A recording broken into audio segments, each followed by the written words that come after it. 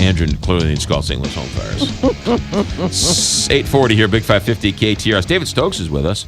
He is the development director, Grand Poobah of the Show Me Institute. Good morning, David Stokes. Good morning, McGraw. Good morning, Kelly. Good morning, David. You haven't complained about tax subsidies in a while. What's going on? I'm losing my game. You're off your game. Either that or I was beginning to think maybe the St. Louis region was doing something right. But we all know that ain't true. Alas. Crestwood Mall back in the news. Back in the news, a giant TIF proposal, tax increment financing proposal, to redo Crestwood Mall, now called Crestwood Court, but it'll always be Crestwood Mall to me. And this is the one on Watson. It's the big, huge mall that. And has it closed down? It's closed down. Oh, it's completely closed. Completely closed. Okay, it's just sitting there. Just sitting there. Okay. Dead malls of America. Surrounded by all sorts of new strip malls and everything else, right?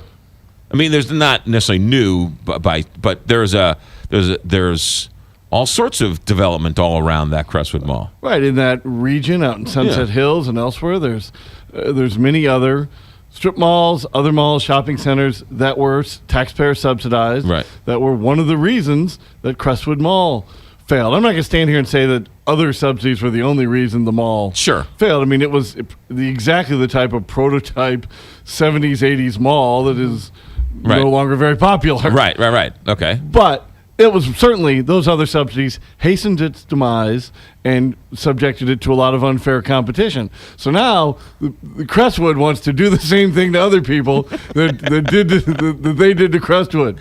Nobody in the past year or two, the Crestwood Board of Aldermen has said no to a lot of subsidies. Right. And said, no, we don't want it. We want to rebuild Crestwood Court somehow, but we don't want to use taxpayer financing to do it. And I praised it on this show and elsewhere. Okay. So now they might be reconsidering their own good idea, their own discipline, because there's a major $28 million tax increment financing proposal before Crestwood to use that TIF to take the sales taxes and property taxes generated from the new development, which would be about a $100 million development, and kick up to $28 million back to the developers to subsidize the cost. It's a terrible idea. It's exactly the type of thing that this region has been doing over and over and over the past 2 decades with no examples of success. We're just moving the shopping around while hollowing out the property tax base for everyone. And what do they want to do with Crestwood Mall? They want to redo it? They want to tear it down and build it new? What do they want to do with it? Well, that's still a little bit unclear. They're not just building another mall. They're not going to try and replace a failed mall with a new mall. Right. They're going to try, and I don't have all those details yet, and I'm not sure they did that with West County Mall, because West County Mall was a failing mall and basically just built a new mall there. True, but they did that about 15 years ago when it was probably a little not as clear that might not be the best long-term move. Right. I think the developers at Crestwood Court are trying, to their credit, to do something different and have some more outdoor, have some be outdoors, some indoors, not just a thing with a mall to go shop in stores. And I don't have all those details. I do know that whatever they're planning on doing, to their credit or not, they want $28 million of taxpayer money to do it. I think that's very unfortunate, and I hope the city of Crestwood and St. Louis County say no. Well, it isn't like the people in that area are dying for a supermarket in the area, or dying for a shoe store in the area, or dying for a pants store in the area. I mean, all of that is all around there, right? I mean, you can find tires and hammers and tape and shoes all around that area. So it isn't like it's dying for another shoe store. Here's what I don't understand. That's a pretty big piece of property. I mean, it's a really big piece of property. How many homes do you think you could get on that lot? Well, I think the developer may be considering residential aspects of the new development there. Oh, okay. I think they may. I don't think they've said no houses, no apartments, no condos. Right. I think they may include that. And I wish I had all the exact details of what they're planning to do, but I'm not even certain they're 100% set on everything yet. So they know they want their subsidy. But what they're going to do with it, I haven't seen precisely. We want the subsidy for what? We won't tell you yet. I think it's probably the city of Crestwood probably knows. See, I think the developer's doing this all wrong. I think that the developer should say that they're going to bring a professional sports team to the area. Then that way they're going to get any subsidy they want.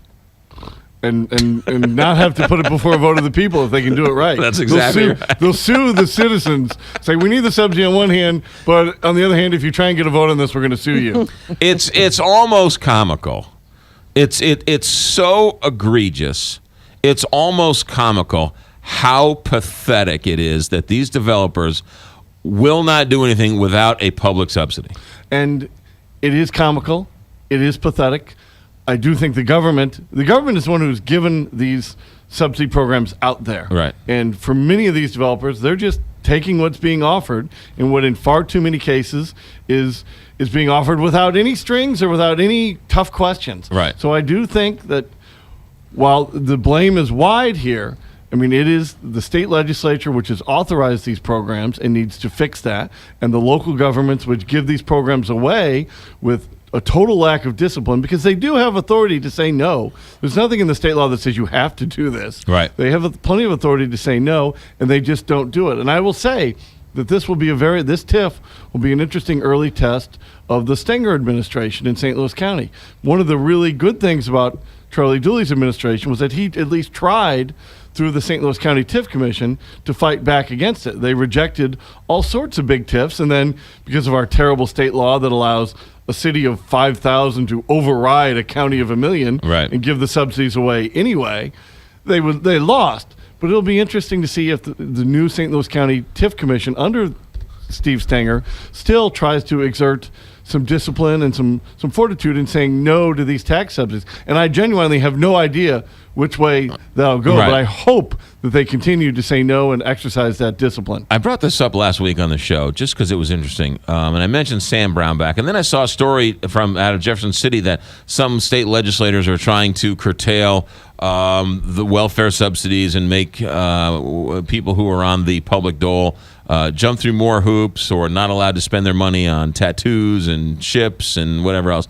And yet there's a stigma attached to being on public assistance. But yet for these multimillionaires who are looking for tax subsidies, they have no problem being on the public dole. It's almost like a badge of courage. You know, they say, we're not going to do it unless we get X amount of dollars. Could you imagine a homeless person saying, or somebody who's struggling saying, I'm not going to get a job unless I get food stamps? Right. I mean, it's the same thing. It is the same thing. It's a highly disturbing inconsistency.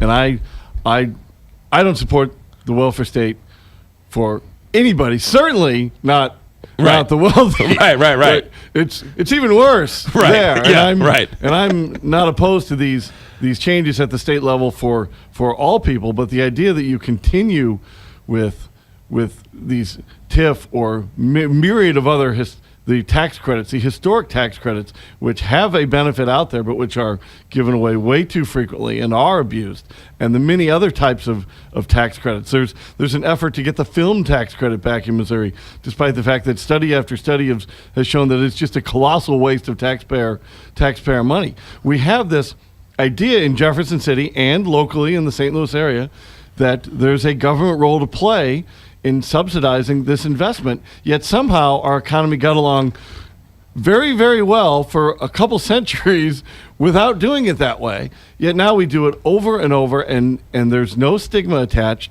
to being the wealthy man or the wealthy woman getting those tax credits and getting that tax money, when it really is corporate welfare's every bit as and probably even worse than regular welfare. Right. The wealthy developer who is getting tax subsidies is going around complaining about all these people who are on welfare.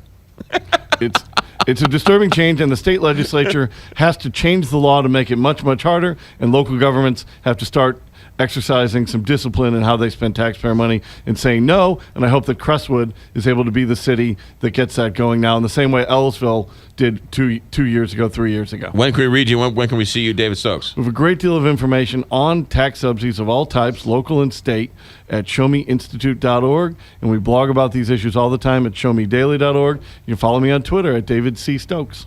David C. Stokes, thank you very much. R&R